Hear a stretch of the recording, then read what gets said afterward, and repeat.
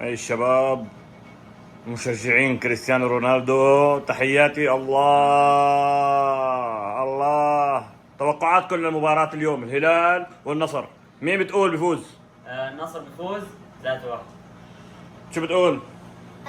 3-0 للنصر. 3-0 للنصر. علاء، انت شو بتقول؟ الهلال بيفوز، خلينا نقول 4-1 أو 3-1. ما تجحد رونالدو. شفناه يعني ممكن يفوز الهلال بس مو لهالدرجة. الميدان حميدان.